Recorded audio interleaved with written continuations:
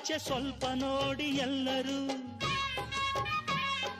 ಸಾಲಾಗಿ ಮುಕ್ಕೋಟಿ ದೇವರುಗಳು ನಿಂತರು.